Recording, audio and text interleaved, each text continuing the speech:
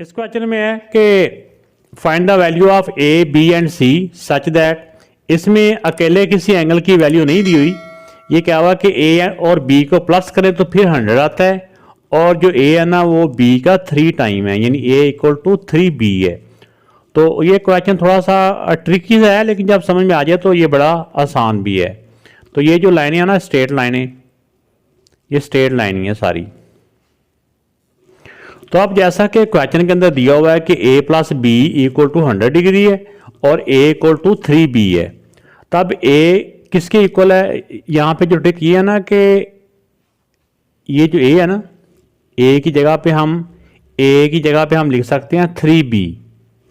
a equal to 3b है ना, यानी a किसके इक्वल है? 3b, यानी a को हम उठा के इसकी जगह पे 3b भी लिख सकते हैं।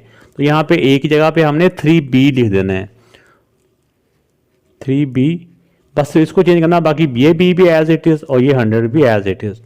अब एक जगह पे b लिखा ना, अब जब एक ही वेरिएबल हो गए ना, एक जैसे वेरिएबल हो गए हैं, तो एक वेरिएबल की वैल्यू मालूम करना आसान होती है। तो अब ये अलजबरे के रूल के मुताबिक ये भी b है, ये भी b है, तो जब ये लाइक टर्म है तो ये आपस में ये प्लस माइनस हो सकती हैं। सेम साइन है, प्लस हो गए, 3 + 1 4, 4b इक्वल टू 100। अब b की वैल्यू मालूम करनी है, 4 इसके साथ मल्टीप्लाई हो रहा है तो 4 दूसरी तरफ जाके डिवाइड हो जाएगा। 100 को जब 4 से डिवाइड किया तो ये आ जाएगा, 100 को 4 से डिवाइड करें तो 25 आता है। तो ये हमारी वैल्यू आ गई b की। तो अब a की वैल्यू मालूम करने के लिए ना हम b की जो वैल्यू मालूम की है, b की जगह पे b की वैल्यू लिख देंगे।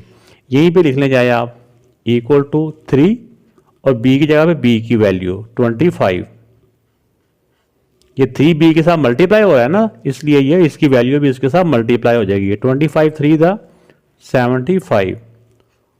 तो ये इसी तरह से ये a की वैल्यू भी आ गई।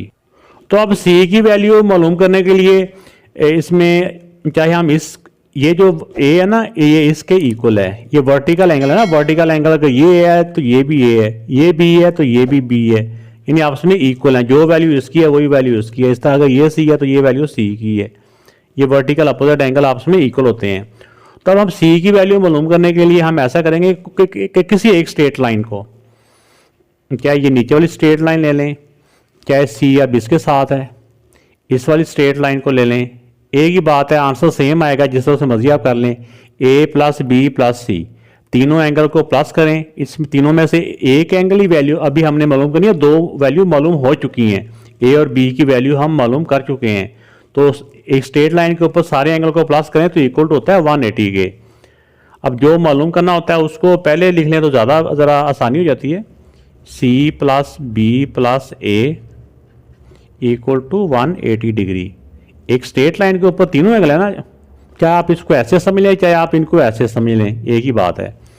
अब a और b की जगह पे इसकी वैल्यू रिप्लेस कर देंगे। b की जगह पे b की वैल्यू 25 है, प्लस का प्लस, a की जगह पे a की वैल्यू 75 है, इक्वल का इक्वल आ गया और 180 का 180 आ गया। यहाँ पे हमने क्या किया कि हमने a और b की जगह पे ना इसकी वैल्यू बदल दी है। तो अब 75 में 25 प्लस करें तो ये आ जाता है 100 + 100 इक्वल टू 180। अब c की वैल्यू मालूम करनी है, c रह जाएगा इधर ही, तो प्लस 100 है, दूसरी तरफ जाके ये -100 हो जाएगा, -100। तो 180 से 100 माइनस किया तो 80 आ गया। तो ये हमारी c की वैल्यू आ गई। अब देखिए हमारे पास a की वैल्यू भी आ गई, b की भी आ गई, c की भी आ गई। चैनल को अभी तक सब्सक्राइब नहीं किया तो लाजमी तौर पे सब्सक्राइब करें, इससे वीडियो बनाने वाले की हौसला अफजाई होती है। बेल आइकन का बटन लाजमी तौर पे प्रेस कीजिएगा, आपके व्यूज़ का ही हमें फ़ायदा होता है। अल्लाह हाफिज़।